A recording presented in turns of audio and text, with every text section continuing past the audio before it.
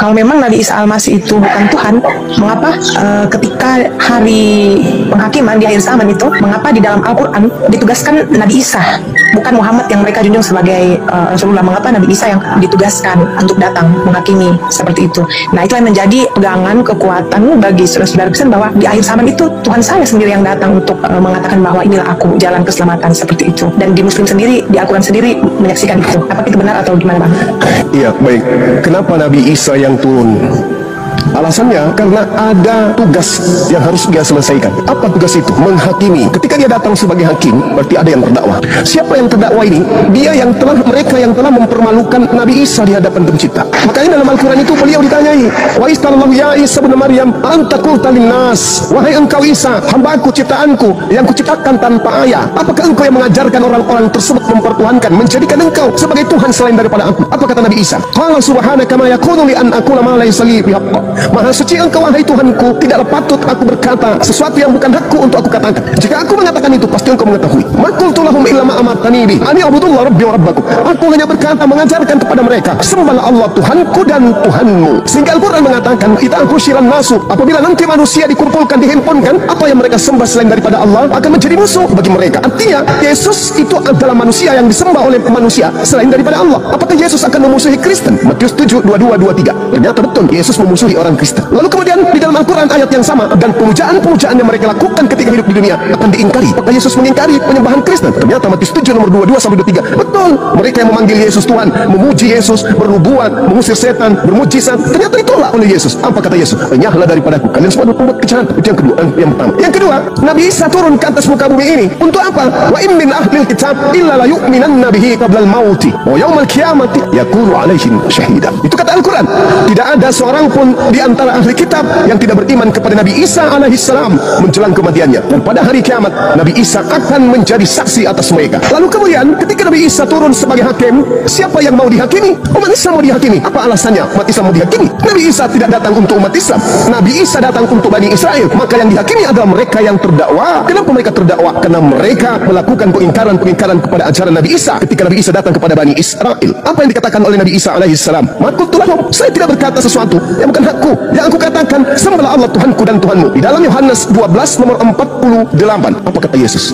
Barang siapa yang menolak aku dan tidak menerima firmanku, dia sudah ada hakimnya, yaitu firman yang telah aku katakan kepada mereka. Firman itulah kelak yang akan menjadi hakimnya di akhir zaman. Anda Yesus memerintahkan manusia beribadah pada hari Minggu? Tak ada. Anda Yesus memerintahkan kemudian menyembah dirinya? Ada. Anda Yesus mengajarkan makan babi? Tak ada. Anda Yesus mengajarkan untuk merasulkan Paulus? Tak ada. Anda Yesus mengajarkan untuk ke gereja? Tak ada. Anda Yesus mengajarkan untuk tidak bersunat? Tak ada. Lalu apa kemudian bisa dihakimi di Islam dari Yesus? Tak ada. Yang dihakimi adalah orang yang mengaku-ngaku pengikutnya, membawa-bawa pengikutnya, tetapi mempermalukan dirinya di hadapan Tuhannya. Makanya dikatakan datangnya Yesus menghakimi berdasarkan dengan perkataan dan firman yang ia sampaikan kepada Bani Israel. Matius 10 nomor 5 nomor 6 misalnya, Yesus berpesan kepada ke-12 muridnya. Apa pesan Yesus? Wahai muridku, ya paman, jangan kau ke bangsa lain, tapi pergilah kepada domba yang sesat dari bangsa Israel. Kata siapa? Kata Yesus. Yesus nanti kelak datang menghakimi orang-orang ini. Tahu, pada saat aku nasihatkan jangan ke bangsa lain, ada di antaramu yang pergi ke bangsa lain sampai orang-orang ini menuhankan aku. Oh tidak Yesus, sepeninggalmu kami teraniaya, sepeninggalmu kami dibunuh, sepeninggalmu kami dipenjara, sepeninggalmu kemudian kami dihakimi. Siapa pelakunya? Sang pembinasa keji yang duduk dan ngaku-ngaku sebagai pengikutmu, ngaku-ngaku sebagai utusanmu, ngaku-ngaku sebagai rasulmu. Siapa namanya? Itu dia, Paulus. Dialah yang menyebabkan engkau menjadi Tuhan setelah engkau terangkat. Sedangkan tak ada firman yang kau sampaikan kepada kami, sembahlah aku, tuhankanlah aku adalah firman yang menjadi manusia, aku adalah Bapa yang inkarnasi jadi manusia. Kamu tidak pernah mengatakan itu. Makanya kami tidak pernah menuhankan dirimu. Hanya mereka, orang-orang yang dari barat yang kemudian mempertuhankan dirimu. Inilah Nabi Isa datang. Ngapain Nabi Muhammad datang? Untuk apa? Lo umatnya menerimanya sebagai rasul, umatnya menerimanya sebagai nabi. Tak ada kemudian kewajiban untuk beliau datang. Sedangkan Nabi Isa diangkat ke langit, turun ke bumi untuk mempermalukan orang-orang yang telah mempertuhankan dirinya dengan mengatasnamakan Yesus. Ini yang terjadi dan itu dibenarkan oleh Bible.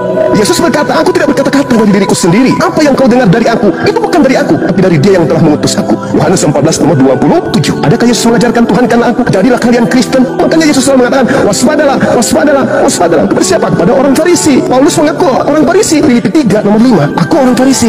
Kebetulan Yesus selalu minta muridnya agar waspada kepada orang Farisi tersebut. Nah, adakah kemudian Bani Israel waspada kepada orang Farisi? Yes, sampai hari ini Yudaism masih ada. Siapa yang menerima orang Farisi ini menjadi rasul? Orang Barat, orang Roma, orang Yunani. Kenapa dengan mudah mereka percaya karena Paulus tahu orang Roma, orang Yunani konsep keagamaannya adalah triteos, tridewa, 3 dewa, makan babi, tidak bersunat, ibadah minggu, perayaan dewa Horus. Ya, Paulus tahu itu, maka dia menjual agama yang dicocok-cocokkan dengan orang Barat, orang Romawi, orang Yunani penjajah pada masa itu. Ajarannya diterima. Yes, kenapa diterima? Karena mereka menyembah dewa Horus tapi fiktif.